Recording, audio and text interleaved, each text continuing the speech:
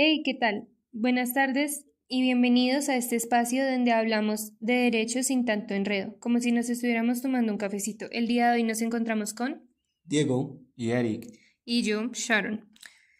Hoy vamos a meternos con un tema que suena un poco denso, pero es clave para entender cómo se sostiene el Estado de Derecho, la jurisdicción constitucional. Y no se asusten con el nombre, que aquí paso a paso les vamos a contar cómo funciona. Bueno, Sharon, y pues primero empecemos por lo primero, que es la jurisdicción constitucional para ir introduciendo a la gente que va a escuchar este hermoso podcast y más que todo el profesor, pues primero, ¿qué es la jurisdicción constitucional? Bueno, entonces arranquemos. Cuando hablamos de jurisdicción constitucional, nos referimos a esos órganos, o sea, instituciones o tribunales que se encargan de resolver los problemas relacionados con la Constitución.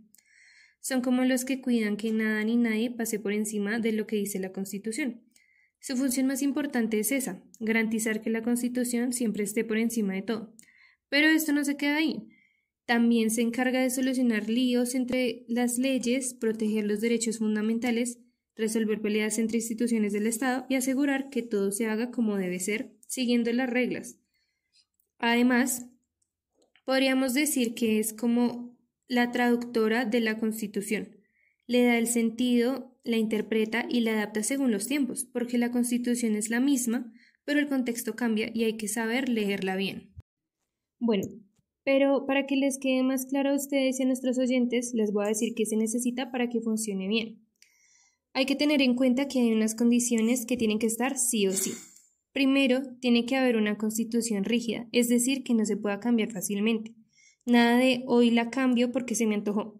Para modificarla hay que seguir unos procesos especiales y eso la pone en un nivel superior. Segundo, tiene que haber un órgano de control, un tribunal que tenga el poder real para decir, esta ley no va, es inconstitucional. Y lo que se diga se cumple, no hay apelaciones ni nada. Y tercero, se necesitan procedimientos claros, es decir, mecanismos legales que permitan que esta defensa de la Constitución se pueda hacer en la práctica, que haya acciones, reglas y formas de ejecutar las decisiones. Y pues, yo diría que ese órgano de control pareciera una mamada, porque pues, o sea, va diciendo, no, esta ley es inconstitucional, no va, y no va, ya, así. Exactamente. Ay, Sí. no. Bueno, y ahora teniendo claro esto, ¿cuáles son los objetivos de la jurisdicción constitucional? Bien, Sharon, pues resulta que la jurisdicción constitucional tiene 4 objetivos principales. El primero de ellos es afirmar la soberanía constitucional, es decir, que la Constitución es la norma suprema que guía todo. Esto también lo podemos encontrar en el artículo 4 de la Constitución Política Colombiana. El segundo nos habla de racionalizar el ejercicio del poder. Esto quiere decir que la jurisdicción constitucional debe controlar y limitar el poder del Estado para evitar abusos. El tercero que podemos encontrar es garantizar la vigencia de los derechos fundamentales. Esto para proteger y promover los derechos básicos de las personas. Y como cuarto objetivo de la jurisdicción constitucional está la interpretación y la aplicación de la Constitución de forma que se ajuste tanto a la realidad y se preserve su permanencia. Y bueno, pues siempre debe haber una historia detrás de lo que ya está. Entonces, pues como también esto de la jurisdicción constitucional tiene una historia, esta empieza en 1606. O sea, eso ya se pasa hace más de 400 años. Y es que en Inglaterra, cómo no, había un médico que se llamaba Thomas Bonham. Y pues el man estaba en Londres, era un médico, pues nadie sabe si era bueno o malo. Y pues en Londres el Real Colegio de Medicina pues lo citó, le dijo, venga para acá y pues le vamos a hacer una evaluación. Al término de la evaluación, el Real Colegio, pues le dijo, no, usted es un incompetente y ya. Y ya, y después le dijo, pues no, aquí tienes tu multa, vas a pagar 100 chelines. Y pues el man dijo, no, yo no voy a hacer eso, yo no voy a pagar ninguna multa, me quedo sin pan. Y pues dijo, no, yo no voy a hacer eso, se resistió. Y pues por andar de rebelde, lo encarcelaron por 7 días, o sea, por 7 días nomás. Qué injusto. Y pues haremos un paréntesis en que pues en 1540, en el mandato del monarca Enrique VIII, se expidió una creativa ley llamada Ley 14 de Enrique VIII. Y ya.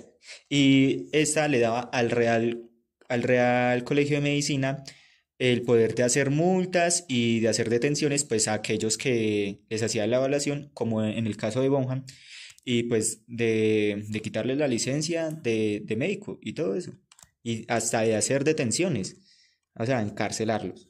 Y pues ya terminados con este paréntesis. Y bueno, sigamos con la historia. Thomas se fue a la corte pues de juicios ordinarios, así se llamaba en ese tiempo, y esa la presidía Edward Coke. Recuerden este nombre porque este man es el segundo actor principal de esta historia. Y pues Thomas le pidió ayuda, que pues porque para Thomas era injusto el arresto que le habían hecho, pues, que me agarraron para la cárcel porque me resistí a hacer una multa. Y pues entonces, el 13 de noviembre de 1608, el monarca se había hecho una declaración de que el monarca dijo que los jueces eran sombras del mismo, eran sombras del monarca, y que si él le daba la gana, podía ir a juzgar en Westminster Hall, y, o sea, mejor dicho, diciéndole, ustedes son unos bobos ahí y no sirven para nada, y yo sí. Y pues Koch como que se ofendió y dijo, pues no, usted, a Dios le habrá dado una ciencia, una excelente ciencia y una gran virtud natural, pero pues el derecho es muy complejo y requiere muchos años de experiencia y de estudio para poder intentar dominarlo. Y pues cosa que dijo, pues era implícito, pero lo dijo. El man no tenía ni la experiencia ni el estudio. Y ya resumiendo pues esta hermosa historia, pues en la sentencia de que Koch, el segundo actor principal, fijó que pues las leyes del Parlamento, una ley que decía que pues no podían arrestar a Thomas, pues era inválida. ¿Por qué? Porque iba en contraria al derecho y a la razón tradicionales, mejor dicho, a la common law. Y esto, pues, que ya tras del hecho se había hecho la ley de que se podía hacer en 1540 y viene a decir el Parlamento, no, ¿esto qué? Esto no puede, esto no lo vamos a arrestar y no. Oiga, qué interesante esa historia, ¿no, Charon? Sí, la verdad, siento que en esa época la gente tenía un pensamiento muy cerrado y digamos que a veces por ese tipo de cosas se cometían varias injusticias con gente que realmente quería aportar. Y pues a la final al tipo le quitaron la licencia y de todo, o sea, no le dejaron ser médico en Londres, porque después se fue a Oxford y pues ahí termina eso. Triunfando. Llegó triunfando a Oxford y saliendo de Londres así. Le cerraron una de puerta nada. y se le abrió la otra. Y bueno, que pues, ¿esto qué tendría que ver? Es que en el artículo 4, ustedes, si ya me han escuchado de que pues iba contrario al common law, pues tiene ciertos indicios de un inicio en el artículo 4 que Diego dijo que la Constitución era norma de normas. ¿Sí ven? Aquí está lo interesante.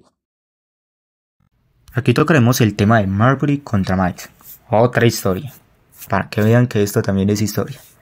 Y pues lo diré para que ustedes lo entiendan, todo bien y todo correcto. Y es que en 1801 Adams va terminando su mandato como presidente. Esto es en Estados Unidos. Y pues puso a su secretario de Estado, Marshall, como presidente de la Corte Suprema. Y pues un paréntesis acá, y es que había un congreso entregado al mismo Adams. Es un congreso que, mejor dicho, Adams decía, vamos a crear tal ley, y el congreso decía sí. Y pues bueno, este congreso aprobaría dos leyes. Y es que la ley de las cortes de circuito, la primera, era que creaba 16 judicaturas federales de circuito. Esto ponía jueces del partido de John Adams. Ponía 16 jueces en las judicaturas de las judicaturas federales pues del partido de John Adams. Y pues la ley orgánica, la segunda, la ley orgánica del Distrito de Columbia, y es que ponía a 42 juzgados de paz para el Distrito de Columbia, y pues obviamente federalistas del partido de John Adams. Y pues con eso uno puede intuir que cuando John Adams pues vaya a terminar el mandato y asuma la presidencia Thomas Jefferson, la rama judicial quede a disposición de mejor dicho, quede a manos de los federalistas. Y pues el Congreso procedió a nombrar a toda esa gente. Y el presidente John Adams firmó todas esas resoluciones de, no, este va a ser nombrado, firma.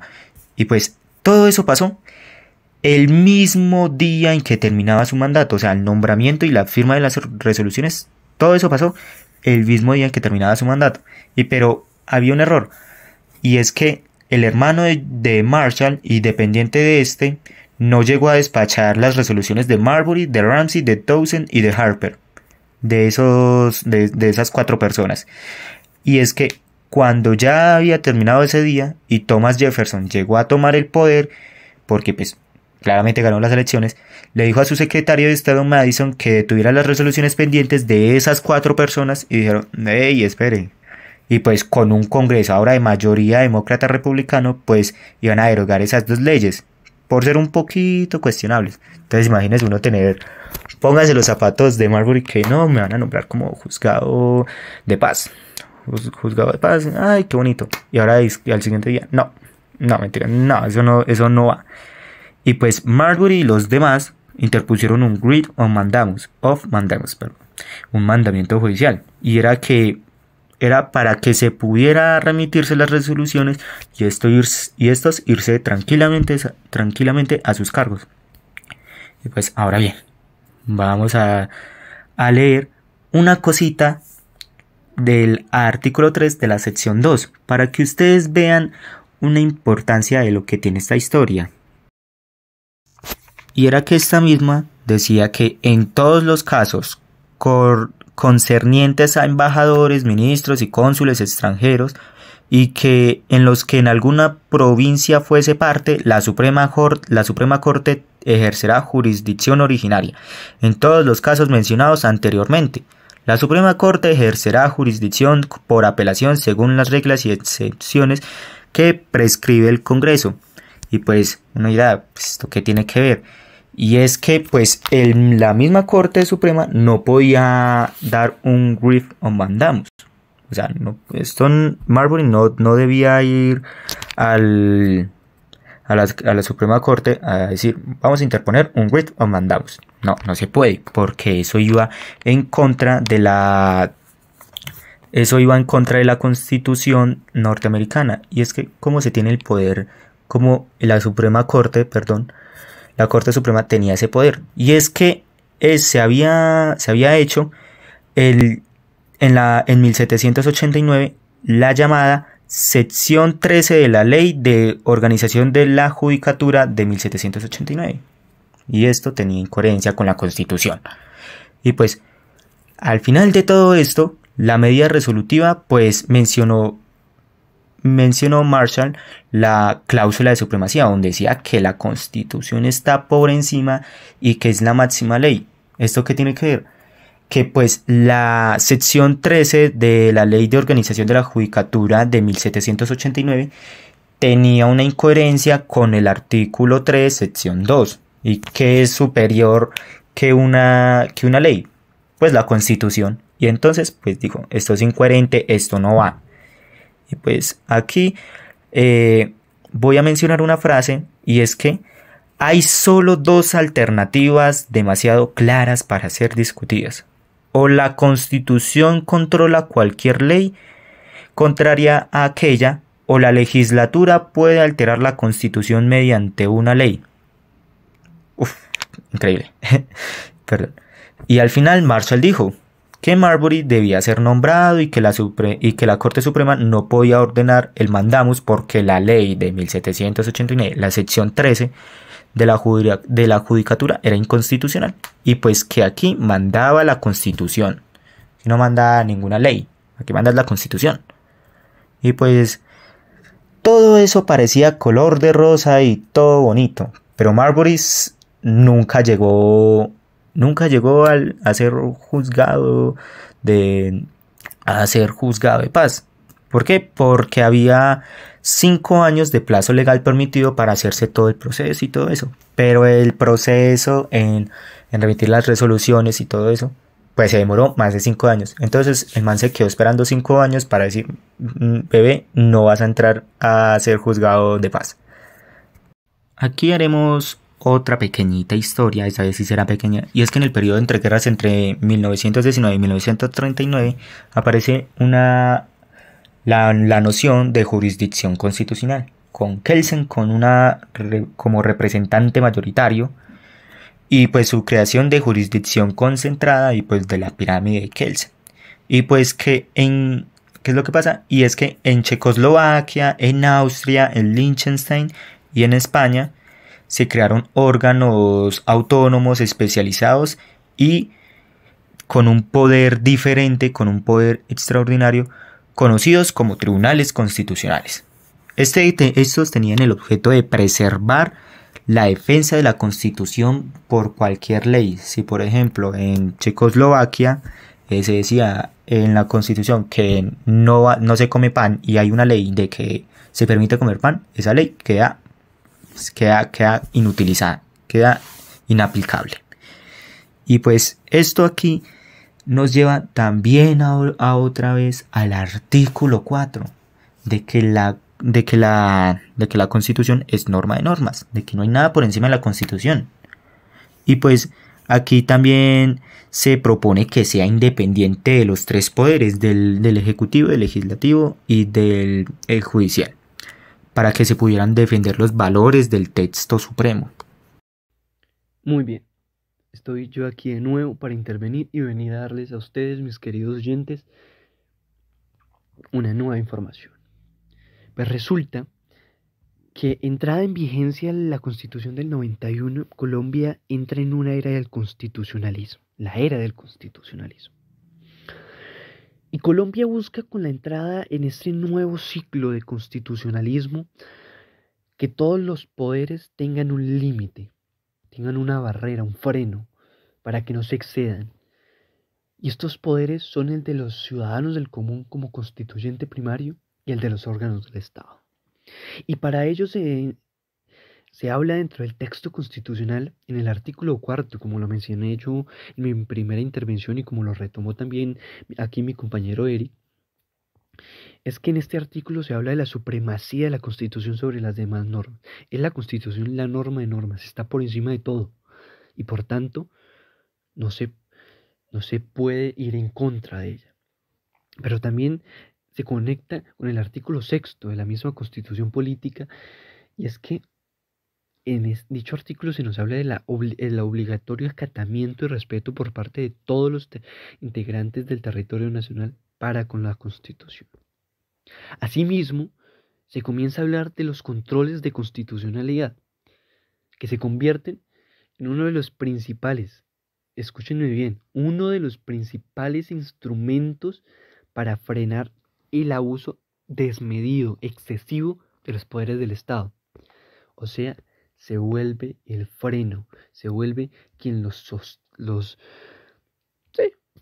frena, los mantiene alejados o controlados de la excesividad, del problema del exceso de poder. Y estos sistemas de control constitucional, llamémosle ahora sistemas o modelos de control de constitucionalidad, se clasifican de la siguiente forma: en sistemas originarios y en sistemas derivados. Los sistemas originarios son aquellos que históricamente han surgido para asegurar la supremacía de la Constitución. Y estos primeros sistemas originarios se dividen de la siguiente forma. El primero de ellos es el control político, un órgano político que controla la constitucionalidad. El segundo, un control jurisdiccional, o sea, un órgano judicial que controla la constitucionalidad y se subdivide en concentrado y difuso. ¿Esto qué quiere decir? El primero, concentrado, un tribunal especializado que controla la constitucionalidad. Hablamos de la Corte Constitucional en el caso colombiano. Y difuso, todos los jueces que pueden controlar la constitucionalidad.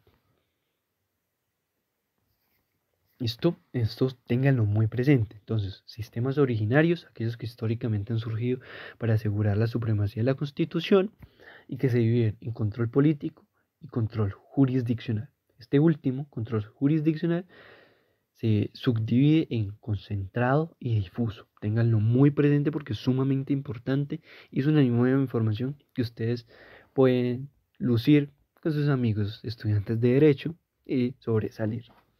A partir de ello, el segundo sistema o modelo de control constitucional son los sistemas derivados. Los sistemas derivados son aquellas adaptaciones de los modelos originarios a ciertas realidades políticas y constitucionales específicas. Y estos se dividen en dos: el control mixto y el control dual. El control mixto combina los diferentes elementos de diversos modelos. Y por el otro lado, el control dual son dos órganos o sistemas que coexisten para controlar la constitucionalidad. Entonces, cuando se nos hable de control mixto, recordemos que lo mixto es esa mezcla de cosas diferentes. Y en el caso del derecho y en términos constitucionales, en este caso de los temas que estamos hablando de sistemas de constitucionalidad, el control mixto hace referencia a esa combinación de diversos elementos de diferentes modelos. Y el control dual, recordémoslo, y lo hago precisamente para que se recuerde y lo tengan muy presente, hace referencia a esos sistemas, a esos dos órganos o sistemas que coexisten con tal propósito de controlar la constitucionalidad. Habiendo acabado de hablar sobre los modelos de control constitucional, en donde nos referimos a los modelos derivados y a los modelos originarios, voy a introducirlos en una primera parte a los modelos originarios. Estos modelos, de acuerdo con la doctrina, los podemos comprender como tales al control orgánico político y el control orgánico jurisdiccional. Entonces, vamos a hablar del control orgánico, o por lo menos yo los voy a introducir a ese primer momento del control orgánico político o no jurisdiccional. Entonces, cuando se nos habla en ese primer momento de no jurisdiccional, ya sabemos que no entran a jugar un rol importante ninguna corte ni ningún tribunal. Entonces, la rama judicial apartada de esto. Entonces, a partir de ello, se entiende que este modelo de control orgánico político, y es lo que les voy a contar, no le entrega nada más y nada menos que el control de la constitucionalidad al órgano parlamentario. Oigan bien, órgano parlamentario. En el caso colombiano, pues bien sabemos que se refiere al Congreso de la República, que está dividido en Cámara Alta y Cámara Baja. La Cámara Baja de los representantes a la Cámara, precisamente, y en la Cámara Alta a los senadores de la República. Estos, recordando que la Cámara de Representantes se refiere a aquellos representantes que vienen de los departamentos. Por cada departamento vienen cierta cantidad de representantes y los senadores vienen en representación de todo el territorio nacional.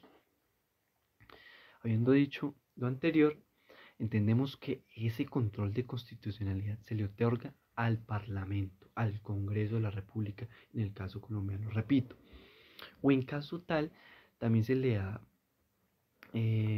a una entidad, a un ente ad hoc, dicha facultad de control constitucional, pero esa facultad, ese ente ad hoc, tiene que ser por medio de una designación política. Haber sido designado políticamente, en otras palabras. Entonces, este modelo lo que busca y en lo que se fundamenta es en la autonomía legislativa y en la idea de que la magistratura no pueda controlar la legislación parlamentaria. Entonces, cada uno por su camino, yo tengo mi rol, usted su rol, no se meta en lo que no le interesa. Más o menos es lo que le diría en ciertas palabras el Parlamento al órgano jurisdiccional, el órgano judicial, en este caso. Pero es importante, para que lo entendamos mucho mejor, hablar de las características. ¿Listo? Entonces, las características que les voy a dar son 3. Pónganle mucha atención. La primera de ellas es que el Parlamento o el ente político que se designe políticamente es el encargado de controlar la constitucionalidad de las leyes y de los actos del Estado. Cumpliría entonces el Parlamento lo que hoy en Colombia hace la Corte Constitucional. La segunda característica es que este modelo se basa en la premisa de que el Parlamento representa la soberanía popular y es el supremo poder estatal. Entonces, dentro del Estado, el Parlamento es lo más pupi, lo más fuerte, lo más berraco. Entonces, son los mandamás dentro del Estado. Y la tercera característica es que el control se ejerce a priori y a posteriori. Pero adicional, se pueden utilizar procedimientos como la cuestión previa y la acción popular. Y ojo, presten atención, chismecito y datico interesante para los que quieran tenerlo presente. Y, ¿por qué no fantasear o dar los datos en clase y sobresalir? Pueden encontrar lo de la acción popular en el artículo 88 de la Constitución Política Colombiana. Ojo, artículo 88. No se vayan a equivocar y a quedar mal en clase de constitucionalismo. Ahí lo pueden encontrar para los que quieran ir a revisar. Recordándoles brevemente que las acciones populares, la ley la regula y que son para la protección de los derechos e intereses colectivos. Bien, ahora siguiendo con lo nuestro, también les voy a dar unas fundamentaciones, o sea, las fundamentaciones de este modelo de control de constitucionalidad, que son 2 específicamente. El primero de ellos se habla de lo que les mencionaba precisamente anteriormente, y es que el Parlamento es el portador de la soberanía popular y que por lo tanto el Congreso de la República, llamémoslo en nuestros términos, debe tener el control exclusivo de la constitucionalidad. Óiganlo bien, ya lo mencionamos y lo repito para que lo tengan muy presente. El primer fundamento es que por el hecho de ser los portadores de la soberanía popular, ellos tienen que tener el control exclusivo, nadie más, solo ellos, de la constitucionalidad.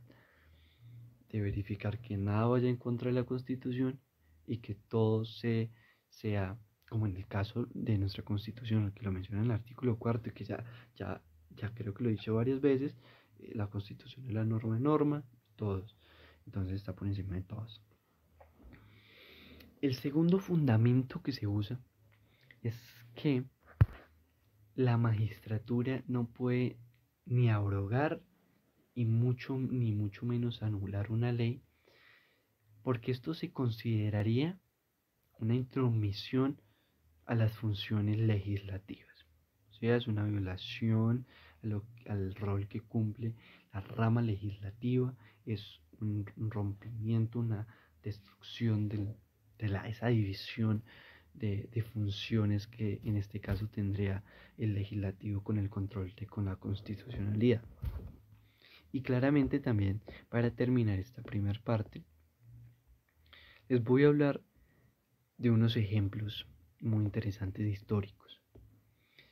Voy a hablarles, por ejemplo, ¿por qué no?, de la Constitución francesa de 1791 y la Ley 1624 de agosto de 1790, que miren que establecieron que los tribunales no podían inmiscuirse en el ejercicio del poder legislativo. Ya tenemos un primer momento y un primer ejemplo histórico sobre este modelo de control de la constitucionalidad. Recuérdenlo, la Constitución francesa de 1791 y la Ley 1624 de agosto de 1790. Segundo ejemplo que también podemos dar es la Constitución cubana de 1976, que establece que la Asamblea Nacional del Poder Popular es la que decide sobre la constitucionalidad de los decretos y las leyes. Hoy, la Asamblea Nacional del Poder Popular, en el caso de la Constitución cubana. Ojo. Pero también les tengo otro, y creo que me lo salté. Discúlpenme ustedes, me juzgarán ya después.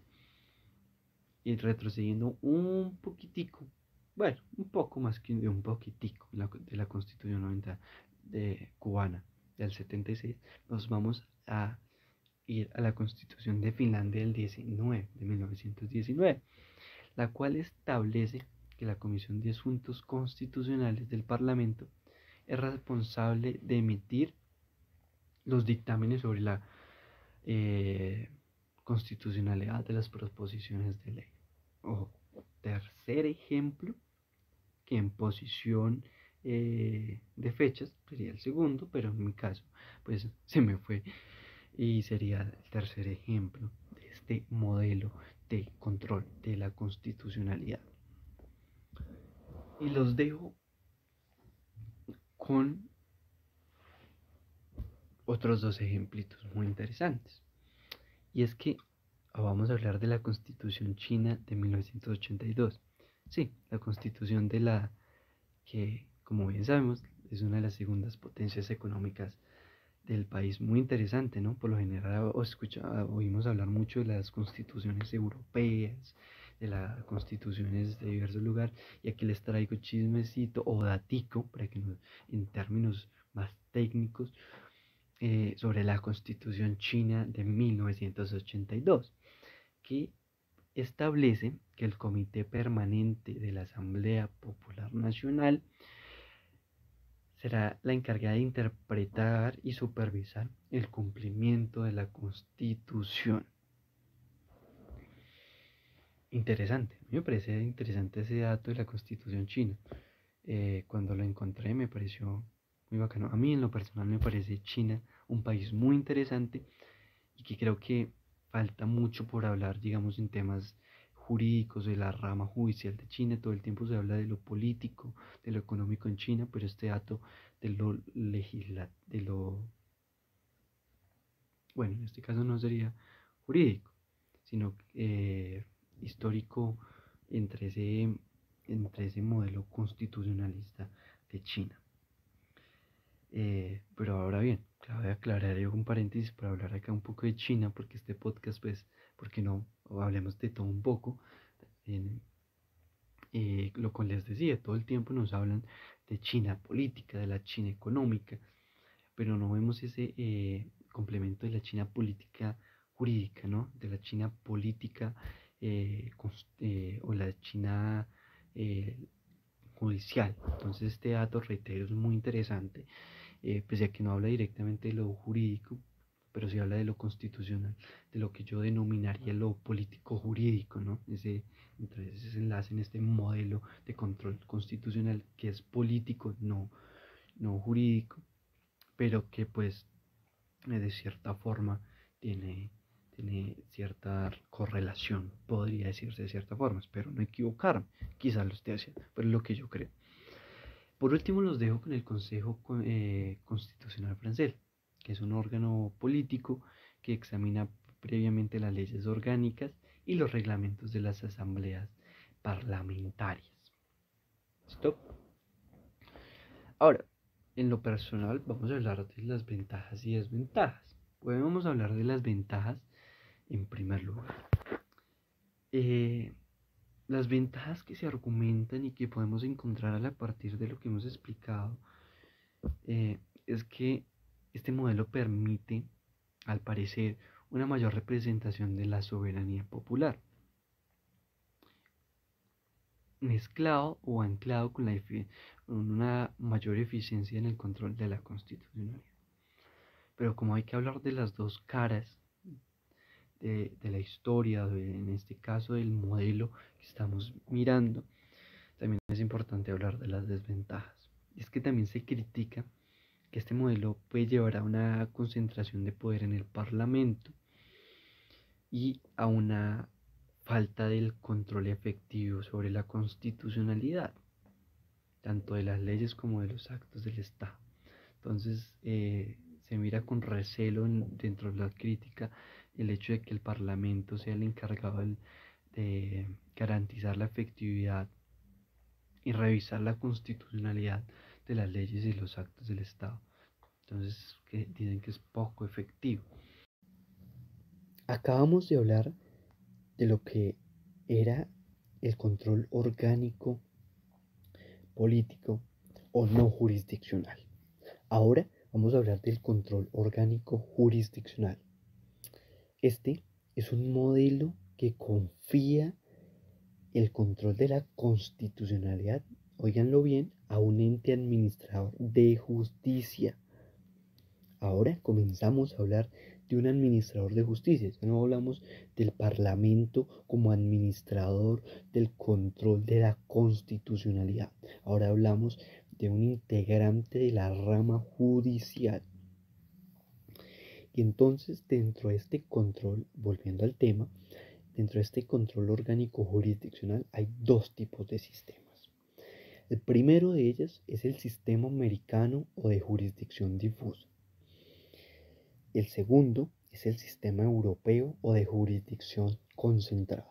El primero, el americano, tiene un enfoque en la protección de los derechos fundamentales y en permitir que cualquier juez o tribunal, tengan esto en cuenta, cualquiera, no uno en específico, controle la constitucionalidad de las leyes. Esto quiere decir que cualquier tribunal, cualquier juez, en cualquier instante y en cualquier lugar puede controlar la constitucionalidad de las normas y de las leyes. Ahora, el sistema europeo tiene un enfoque a garantizar la conformidad constitucional de las leyes y le confío y le confiere el control de la constitucionalidad de las normas, de las leyes, y a un tribunal especializado. Un tribunal especializado se encarga de revisar que todo esté de acuerdo a lo que establece la Constitución y nada esté ni en contra ni pues en contravía de la Constitución. Esto en el caso colombiano, porque es importante contextualizar en el caso actual y en nuestro caso personal de nuestro país, este rol lo tendría la Corte Constitucional y nosotros lo que tendremos sería una especie de raíces en el sistema europeo, repitiendo y aconsejándoles el mismo tip que les di hace un momento con el control del orgánico político. Eso lo podemos encontrar en el artículo 241, en donde, por ejemplo, vamos a leer su numeral quinto del artículo 241 de la Constitución Política Colombiana, que nos dice que una de las funciones de la Constitución, de la Corte Constitucional, discúlpenme, es decidir sobre las demandas de inconstitucionalidad que presentan los ciudadanos contra, ahí siguen ciertas cosas, especificación, pero en ese primer momento ya nos dice que decidir sobre las demandas de inconstitucionalidad. A más atrás un poquito nos dice, por ejemplo, en el numeral cuarto, que es decidir sobre las demandas de inconstitucionalidad que presentan los ciudadanos contra las leyes.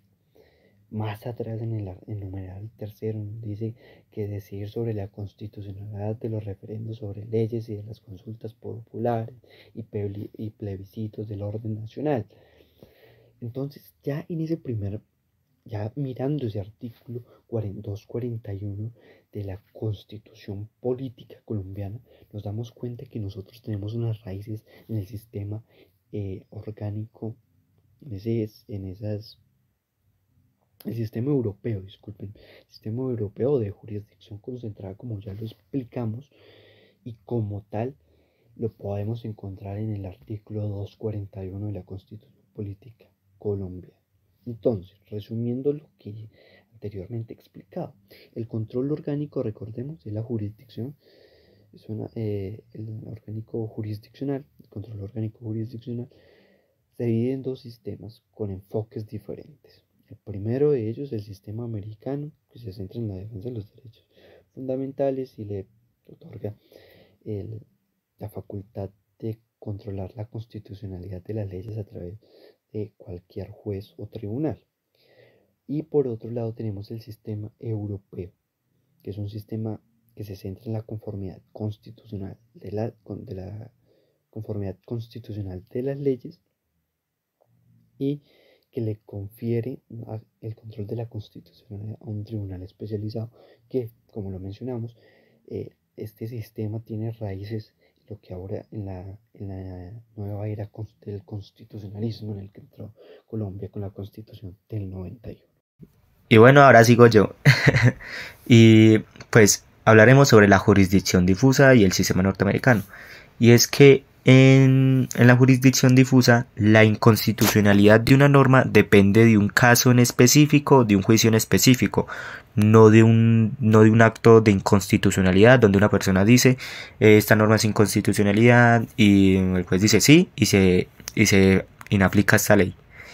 No, allá es de un caso específico donde se dice no, esta norma es inconstitucional y todo lo demás que viene en el caso. Y pues el juez decide si es inconstitucional o no. Si el juez decide que es inconstitucional, esa norma pues es inaplicable en el caso, en el juicio. Se declara su inconstitucionalidad en el juicio, pero no desaparece del ordenamiento jurídico. Es como si se excluyera ese caso para ser aplicable esa ley, pero a los demás no. Y ahora sigo con su contraparte. En vez de difusa, esa vez será concentrado. La jurisdicción concentrada trata de que pues hay un órgano, hay una entidad especial, independientemente de la jurisdicción ordinaria, que decide la inconstitucionalidad de una norma. Esta norma, para definir la inconstitucionalidad de esta norma, no se requiere de un caso en específico, se requiere de un acto de inconstitucionalidad. Es que, pues, por ejemplo, un ciudadano puede decir, no, esta norma que se aprobó en el Congreso es inconstitucional, voy a demandarla, y pues el juez, que ahora ya no pertenece a la jurisdicción ordinaria, sino a un tribunal constitucional, decide, y esta norma es inconstitucional o no. Y si dice que es inconstitucional, pues esa norma se inaplica para todos, ya no es para esa persona en específico, sino para todos. Y esta contraparte de la jurisdicción difusa es que esta ya no se emplea nunca se empleó en el sistema norteamericano, sino principalmente en Europa. Y ahora daremos a tratar otro temita. Y es que pues vamos a hablar de los modelos originarios y las variables de admisión, naturaleza del acto cuestionado y tiempo de impugnación. Y pues cuando nos referimos de admisión es que pueden ser expresos o implícitos. ¿Cómo así? Y es que expreso se dice que es cuando la Constitución dice que va a haber un órgano específico que puede declarar la nulidad de las leyes contrarias a la Constitución. Pero lo implícito, y es que en el caso de Marbury contra Madison, se puede decir que no hay un órgano que se dice en la Constitución, no se dice que hay un órgano específico que declara la nulidad de las leyes, sino que esto se va sabiendo más adelante. Ya hablamos sobre lo expreso y lo implícito. Ahora hablaremos sobre la naturaleza del acto cuestionado, que puede ser indicativo u omisivo. El indicativo data de que si hay una ley donde se prohíbe, donde se permite hacer algo, tal contenido, si es inconstitucional, pues se puede decir que es inconstitucional por indicativo. Pero si es omisivo, es cuando en la Constitución se dice que mediante la ley se va a establecer los fines de algo, se va a hacer algo. Pero si el Congreso no le da la gana de hacerlo, puede ser inconstitucional por la omisión. Me parece muy interesante los puntos que han hablado, chicos. De hecho, quiero aportar un poco a la conversación hablando de los tipos de modelos de control constitucional. Uno que en particular me llamó mucho la atención fue el orgánico mixto. Ustedes se preguntaron por qué. Bueno, me llamó mucho la atención porque mezcla dos tipos de control. Por una parte está el difuso, que lo pueden ejercer muchos jueces, y por otro lado está el concentrado, que está en manos de un solo tribunal. Les voy a poner un ejemplo para que me entiendan mejor. En Brasil, el Supremo Tribunal Federal puede hacer las dos cosas, es decir, revisar casos individuales y también resolver acciones grandes de inconstitucionalidad. En Venezuela, todos los jueces pueden hacer control difuso, pero el más fuerte lo tiene la Corte Suprema. Y por último, en México, el sistema es un poco más enredado porque hay varias herramientas, es decir, hay controversias constitucionales, acciones de inconstitucionalidad, juicio de amparo. Es decir, hay varias cosas, es como un combo. Bueno, otro modelo del que les quiero hablar es el dual o el paralelo, donde los dos tipos de control existen, pero no se mezclan. Tengan muy en cuenta esto. Un buen ejemplo es Perú. Allí el Tribunal Constitucional se encarga del control concentrado. Es el único que puede declarar una ley como inconstitucional. Pero al mismo tiempo, el Poder Judicial también puede hacer control difuso, o sea, aplicar la Constitución por encima de una ley cuando hay un conflicto en un caso específico. Y de hecho, hablando de Perú, su modelo es bien interesante porque combina dos formas de control, uno preventivo y político y otro jurisdiccional y reparador. Por ejemplo, el Congreso, por medio de una comisión, revisa los proyectos de ley antes de que se aprueben. Si ven que algo es inconstitucional, lo archivan. Y si pasa algo que ya está en la ley pero choca con la Constitución, entonces entra el Poder Judicial que puede preferir la Constitución sobre la ley. Finalmente, el Tribunal Constitucional actúa como el árbitro final, resolviendo demandas de inconstitucionalidad o conflictos entre poderes. En este punto del podcast es importante hacer un paréntesis y agradecer a quienes han llegado hasta este punto y han seguido escuchando cada una de las intervenciones. Tengan en cuenta también que este es un proceso en el que no solo aprende el que está del otro lado del podcast, sino de los que estamos de este lado. Cada una vez que alguien interviene es una oportunidad para reconstruir nuestras ideas y reconstruir lo que ya habíamos entendido. Dicho lo anterior, voy a comenzar hablándoles de un tema que les va a encantar y es el examen de inconstitucionalidad. Entonces, en primer momento, vamos a entender qué no se nos trata de decir con ese examen de inconstitucionalidad antes de pasar a su definición técnica. Tengamos ese hábito de primero analizar lo que el título y tratar de entender qué se nos quiere decir con eso y posteriormente ir a su definición. Entonces entendemos por examen que es ese análisis, esa evaluación que se realiza a algo o a alguien, en este caso a algo, y inconstitucionalidad se refiere a todo aquello que va en contra de la Constitución, a todo aquello que va en contravía del texto constitucional. Entonces, dicho lo anterior, entendemos por su definición técnica que el examen de inconstitucionalidad es un proceso en el que se evalúa si una ley o norma con rango de ley es incompatible con la Constitución. Y estos exámenes de inconstitucionalidad se dividen en 4. El primero de ellos es el examen de inconstitucionalidad procedimental o de forma, en donde el objetivo de este examen es verificar si la ley fue elaborada según el procedimiento establecido en la Constitución. Y para que entendamos mejor esto, voy a darles 4 ejemplos de inconstitucionalidad procedimental establecidos en la Constitución, cabe aclarar. Y el primero es la falta de estigmatización para presentar iniciativas legislativas. El segundo es el problema en la discusión y la aprobación de la ley. O sea, en el proceso en el que se proyecta que el Congreso discuta la ley, puede que se violen estamentos o debidos procesos a la hora de la discusión, en donde tienen que participar todas las partes integrantes del Congreso. Entonces, eso podría ser un factor en ese problema de discusión y aprobación de la ley. El tercero es la aprobación de una ley al margen de las regulaciones procedimentales establecidas en la Constitución. O sea, que vaya en contra del debido proceso de la aprobación de la ley que se establece en la Constitución. Y el cuarto y último es la promulgación o publicación irregular de la ley. ¿Listo? Dicho eso, pasamos al segundo examen de inconstitucionalidad, que es el material o de fondo. O sea, un examen de inconstitucionalidad material o de fondo. Y en este, lo que ahora se evalúa no es el proceso, no es la dinámica de discusión, de aprobación o de publicación, sino lo que ya se mira, lo que ya se evalúa es el contenido de la ley que se está buscando aprobar. Y es que se mira si ese contenido de la ley es compatible con los principios y valores y las mismas normas de la Constitución. Y para ello, pues claramente también voy a darles unos cuantos ejemplos, 3 ejemplos exactamente.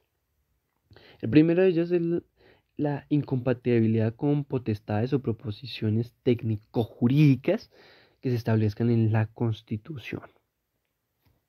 Y con esto se refiere que se puede considerar inconstitucional una ley si contradice directamente una disposición constitucional, si excede las potestades otorgadas por la Constitución a un órgano o institución, o viola los principios o derechos fundamentales establecidos en la Constitución.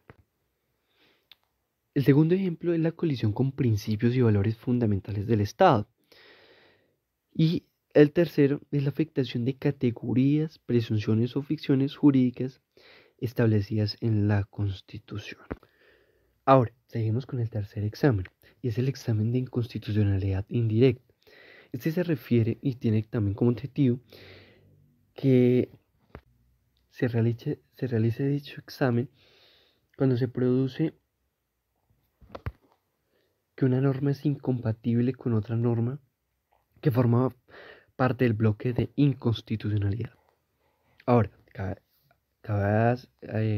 aclarar que el bloque de constitucionalidad hace referencia a ese conjunto de normas, además de la constitución política, que sirven como un parámetro para que se determine la constitucionalidad de las leyes. En este conjunto se incluyen tratados internacionales de derechos humanos, entre otros, que tienen jerarquía constitucional y que deben ser considerados al momento de evaluarse una ley o no, al momento de que una ley se verifique si es o no compatible con la Constitución.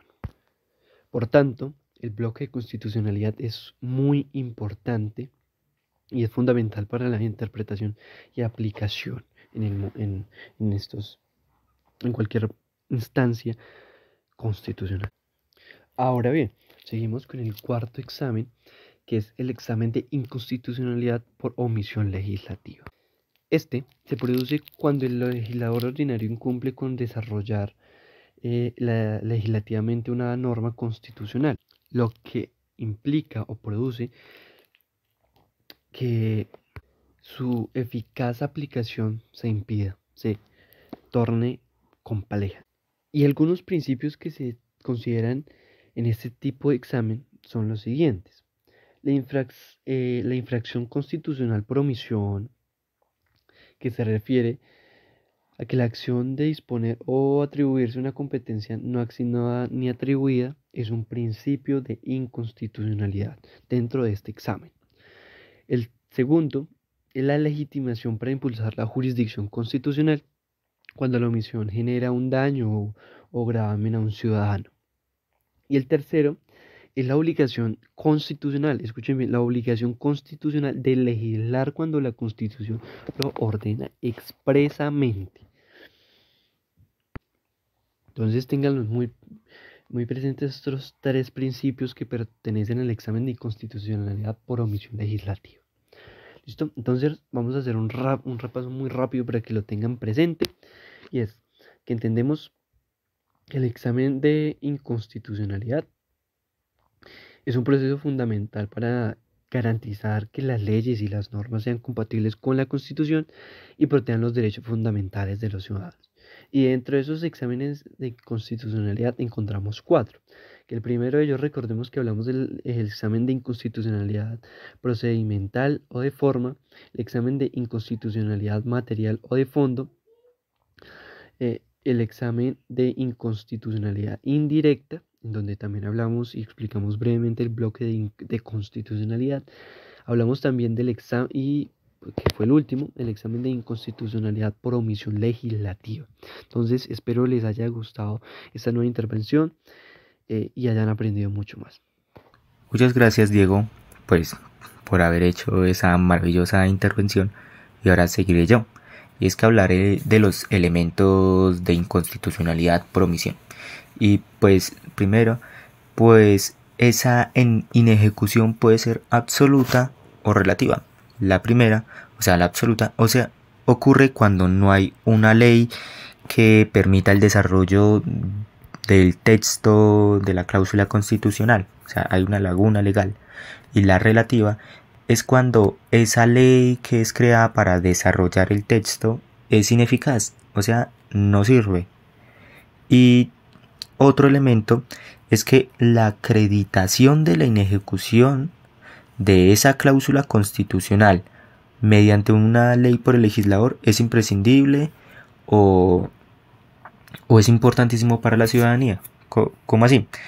Es que se refiere a que la no ejecución de una ley que permita el desarrollo de la base del texto constitucional es imprescindible y puede vulnerar derechos fundamentales para la ciudadanía. Y por último, hablaré de la inercia legislativa, y es que se trata de una negligencia del legislador por hacer cumplir el desarrollo del texto supremo en los plazos establecidos o en plazos razonables.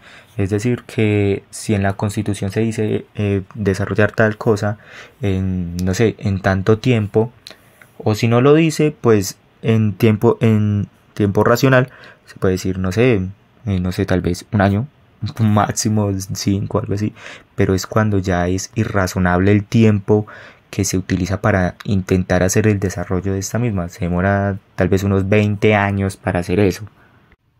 Pero también hay medidas que permiten que se hagan controles o medidas para solucionar estas cosas, para solucionar estos problemas, y uno diga, no, es que hay tantos problemas, hay tanto problema y tan poca solución. Pues también hay bastantes soluciones. Y una de ellas es exponer la negligencia del legislador. Es decir, este legislador no está haciendo nada, hay que acarrear una sanción moral para este legislador que no está haciendo nada y que solo está calentando puesto. Y otra es que pues se le exija al legislador que haga algo, o sea, como que, bueno, haga algo ya para dar desarrollo al texto supremo. Y por último es integrar la laguna legal por omisión o abstención legislativa, emitiendo una resolución judicial aplicable al caso donde el reclamante expone tales circunstancias. Es decir, que se expide una resolución judicial para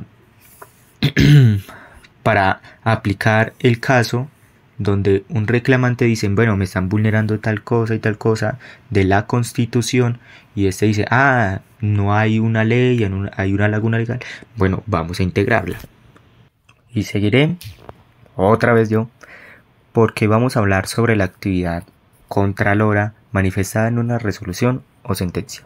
Primero hablaremos sobre la cosa juzgada, y es que se refiere a que esa sentencia o esa resolución que ya está es irrevocable por otro ente.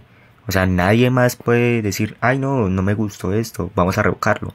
Ni el Congreso puede hacer eso, ni otro ente estatal. O sea, nadie más puede hacer eso más que el mismo tribunal, porque puede decir, ay, vea, hay otros elementos que pueden dar otro punto de vista entre relación entre la ley y la Constitución, y puede dar ese giro. La otra cosa es sobre lo vinculante, y es que se refiere a que la decisión tomada en la sentencia o en la resolución exige el cumplimiento de lo que se dice por ambas partes, por el demandante y el demandado y la ley demandada. Y es que esta también rige a partir de la fecha de la publicación en el diario oficial. Si por ejemplo la sentencia, esto es publicado en el día 16 de abril, eso rige a partir de ese día.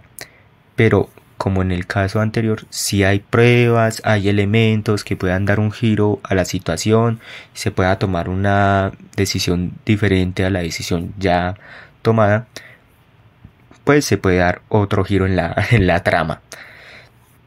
Y también hablaremos sobre la fuerza de ley. Y es que esto, a grandes rasgos, dice que la decisión tomada por el Contralor del Texto Supremo, por el Tribunal Constitucional, no puede ser revocable por otro ente o por la jurisdicción ordinaria o por una ley.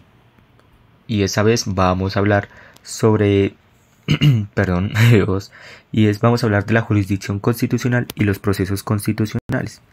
Y es que pues se denomina que son unos procesos, unos pasos que son dados al ente que controla la Constitución, ya sea en el difuso la jurisdicción ordinaria o en la concentrada que es el Tribunal Constitucional, unos pasos, unos procesos para que se defienda la supremacía de la Constitución, que se defienda el orden ya establecido en la Constitución y que se defiendan los derechos de las personas que son vulneradas. Y pues, claro, esto tiene un fin.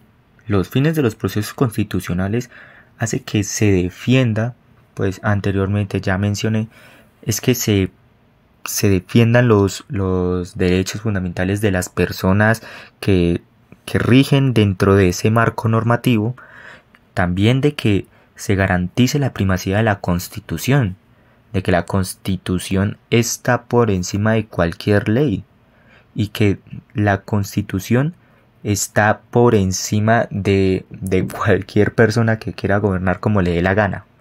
Y también otro fin es garantizar la vigencia plena de los derechos constitucionales, de que no es que se interrumpan los derechos constitucionales por ejemplo, al gobernador, al alcalde, al presidente, porque le dio la gana. No se puede. Por eso es que tiene un fin tan maravilloso. Para mí es un fin muy maravilloso. Hablaré ahora sobre 4 procesos para la defensa de los derechos fundamentales de las personas. Y el primero, el del habeas corpus, trata sobre la defensa de los derechos de la libertad individual o los derechos conexos a este. También hablaré sobre el proceso de amparo, que data de que salvo a los derechos del habeas corpus y el habeas data, que ya hablaré, salvaguarda derechos consagrados y reconocidos en la Constitución. El del habeas data trata sobre la información el acceso a la información de administración pública, y pues también reconoce o salvaguarda el derecho de la intimidad personal y familiar, o sea, que Hay cosas, hay acceso hay información que es personal, que es íntima mía y que debe ser salvaguardado.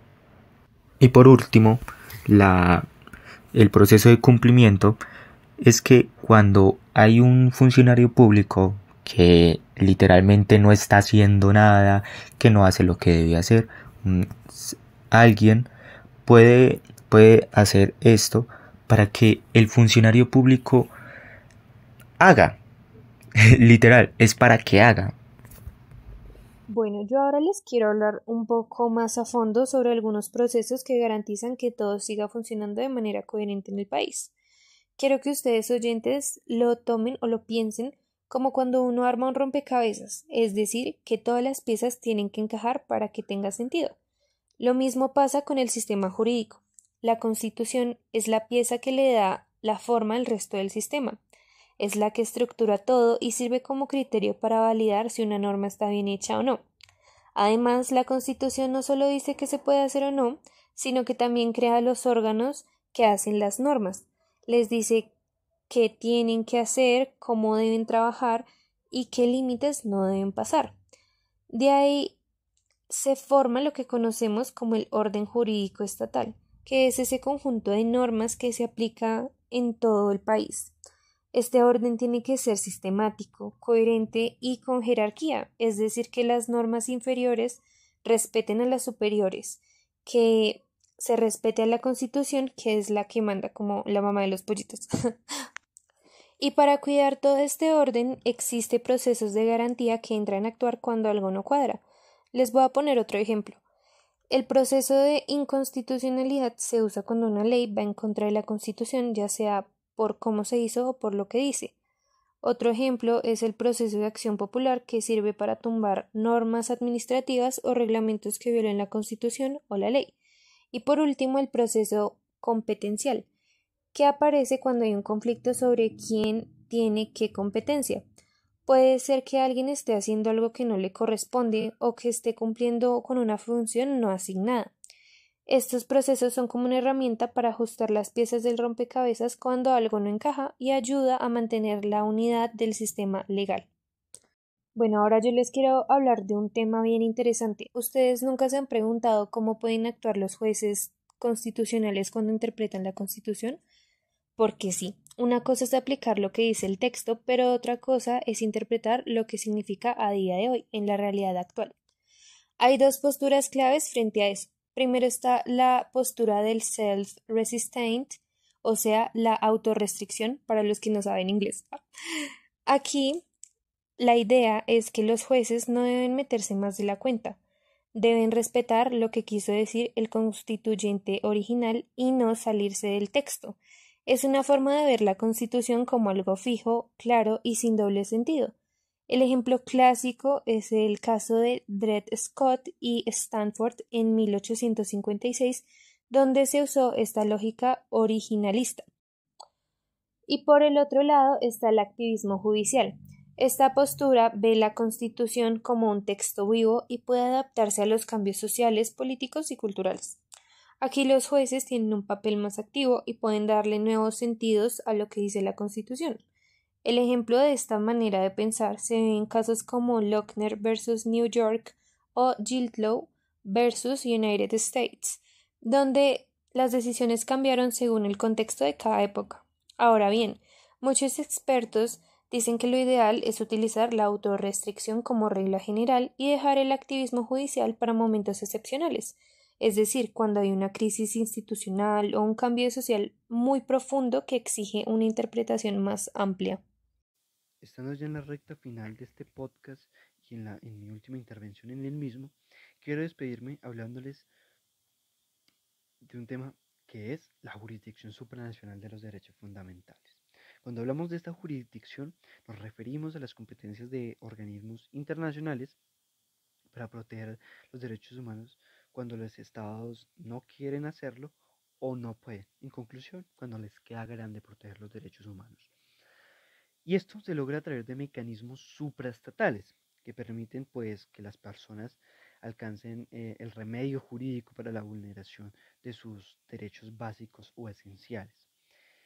Y también quiero hacerles un pequeño paréntesis y explicarles que mecanismo supraestatal hace referencia a esas instituciones que operan por encima de los estados individuales. Y estos hacen parte de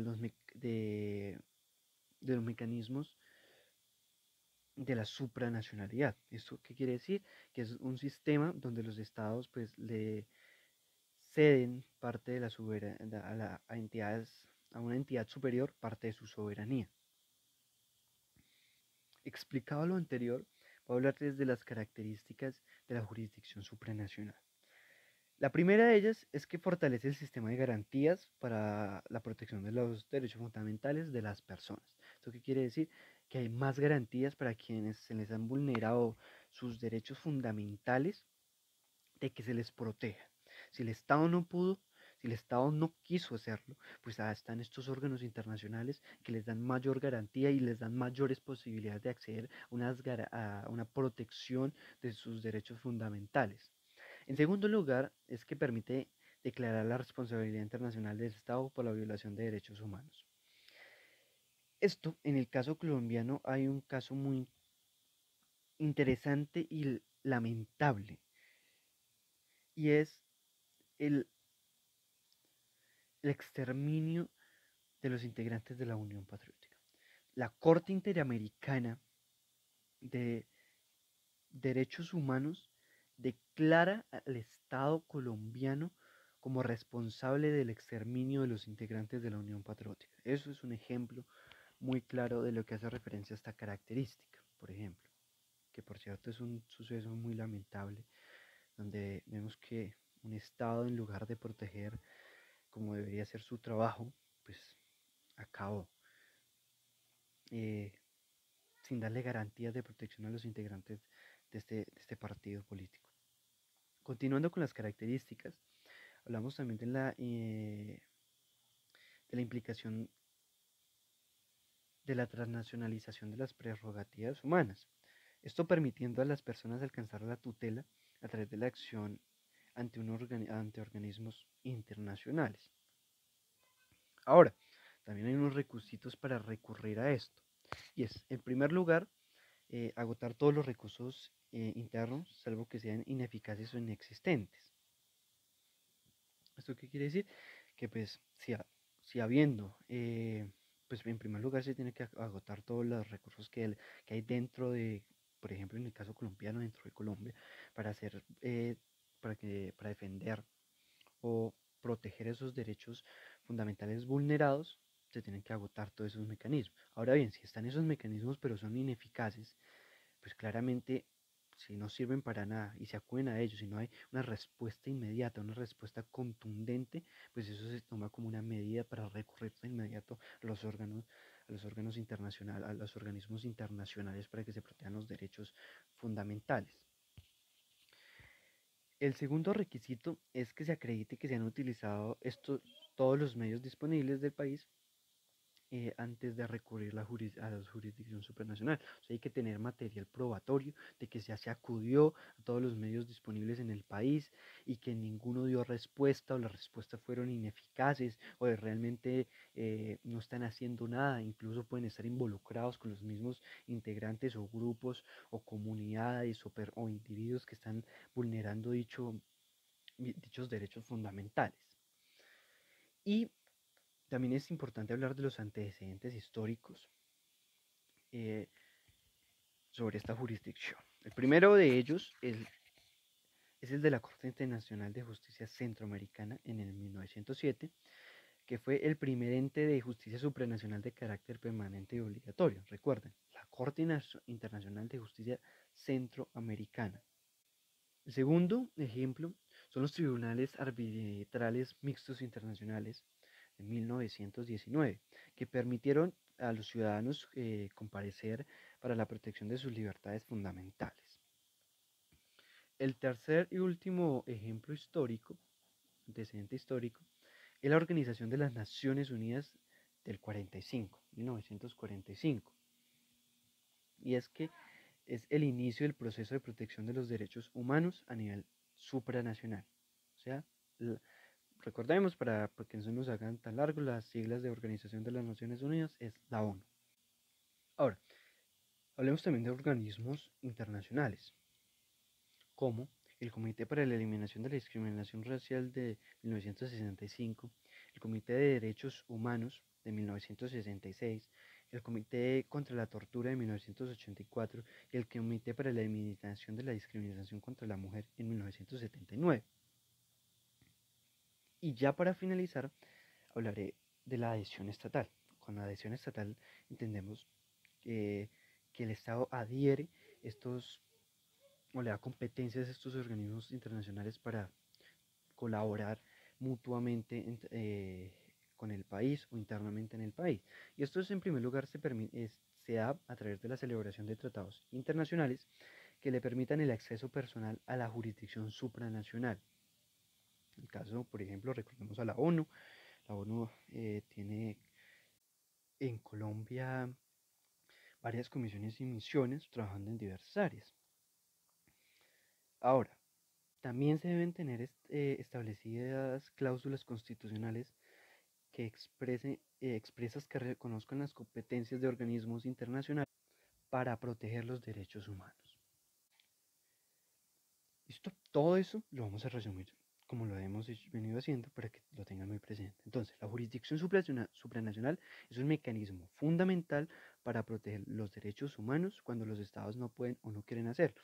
Como dijimos anteriormente, cuando les queda grande proteger los derechos humanos. Esto permite a las personas alcanzar el remedio jurídico para la vulneración de sus derechos básicos esenciales y fortalece además el derecho de garantías para la protección de los derechos fundamentales de la persona. Y recuerden que hay requisitos para recurrir a estos mecanismos, estos organismos internacionales. Hay unos antecedentes de los que hablamos y hay unos organismos internacionales también de los que mencionamos y unas obligaciones, dos en realidad que mencionamos para la adhesión estatal de estos organismos internacionales. Con esto finalizo y agradezco que hayan estado pendientes y ya hayan llegado hasta este punto del podcast y nos hayan escuchado. Y por el momento, hasta aquí los dejo. Muchas gracias por escucharnos. Y ya para cerrar este bloque, hablemos de algo clave que es la cuestión política. Resulta que no todo lo que hace el gobierno puede ser controlado por los jueces. Hay decisiones que por su naturaleza se consideran exclusivamente políticas, es decir, son temas que no han entrado dentro del control constitucional y que deben quedar en manos del poder político, no judicial. Ustedes se preguntarán, compañeros, ¿qué tipo de actos están en esta categoría? Veamos algunos. Por una parte están las decisiones sobre política exterior como firmar tratados o enviar embajadas.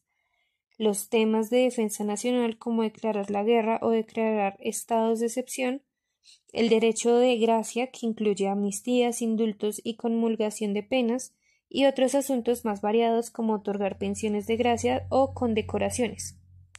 Ahora, esto no significa que estos actos estén totalmente blindados. Existe algo que se llama el control residual.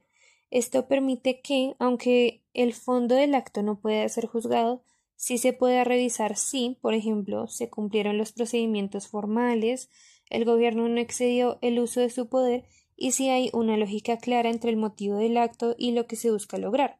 Creo que en algún momento todos nos hemos preguntado si lo que hace un gobierno puede ser revisado por los jueces. Y bueno, aquí entra la idea de las llamadas cuestiones políticas no justiciables. Lo curioso es que en la mayoría de constituciones no lo dice claramente cuáles son los actos políticos que no pueden ser revisados por un juez, aunque hay excepciones. Por ejemplo, en la Constitución de Brasil de 1934, en la de Venezuela en 1961 y en la de Colombia en 1991 sí lo mencionan explícitamente. En el caso de Perú, el reconocimiento es más implícito. En el artículo 200, por ejemplo, se dice que los jueces no pueden cuestionar las cosas como la declaración de estado de emergencia o de sitio. Básicamente, esas decisiones quedan fuera del alcance del control judicial. Ahora, sobre esto hay dos posturas principales que explican cómo deberían actuar la justicia. La primera es la postura de admisión que viene de tradiciones como la inglesa, la norteamericana y la del Consejo de Estado francés. Ellos dicen, mira, Hay decisiones políticas que no se pueden tocar porque fueron elegidas en urnas y no en un juzgado. Pero eso sí, aclaran, la discrecionalidad tiene límites y no puede usarse como un escudo para todo. Y la segunda es la postura de no admisión. Básicamente dice no hay nada que esté fuera del control judicial. Un ejemplo fuerte es el caso de Roberto Zamora Bolaños en el 2004 en Costa Rica. La Corte Suprema dijo que no existe una zona de poder exenta del control y anuló las decisiones políticas que violaban los principios constitucionales. Entonces, claro, hay un debate de admisión que puede sonar prudente, pero también puede usar como excusa para evitar conflictos con otros poderes del Estado. Y por otro lado, la postura de no admisión puede llevar a que los jueces se metan demasiado en la política, creando lo que llaman algunos gobierno de los jueces, lo cual tampoco es ideal. Bueno, oyentes, ahora quiero que hablemos y entremos un poco más a fondo sobre el contenido material de estas decisiones políticas. O sea, ¿qué tienen de especial que hace que algunos piensen que no deben ser juzgadas? Pues bueno, en general, las cuestiones políticas son decisiones tomadas por el Ejecutivo o el Legislativo que corresponden a criterios de oportunidad, conveniencia o estrategia. No son decisiones frías o técnicas como se suele pensar, sino que implican una lectura de la situación política, económica y social del momento. Por eso se dice que no hay suficiente base jurídica para evaluarlas desde un tribunal. Estas decisiones suelen tener 3 características claves y espero que tengan muy en cuenta esto, oyentes. La primera es que se basan en competencias que vienen directamente de la Constitución.